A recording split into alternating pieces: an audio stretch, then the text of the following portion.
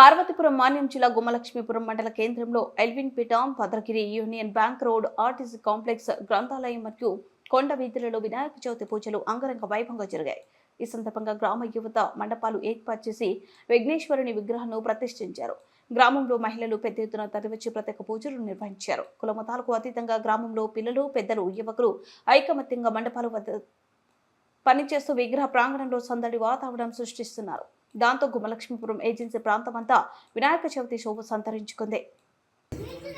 శ్రీ మహాగణేశాభ్యామి అందరూ వినాయకుడి దండం పెట్టండి. ధ్యాయామి ధ్యానోభ్యామి ఆవాయామి ఆత్మభ్యామి అక్షరేటి వినాయకుడి మీద ఆవాయామి ఆత్మభ్యామి ఆత్మభ్యామి పాద్యో పాద్యభ్యామి హస్తయో అర్జునభ్యామి హస్తయో అర్జునభ్యామి ముఖ్య రాజ్యభ్యామి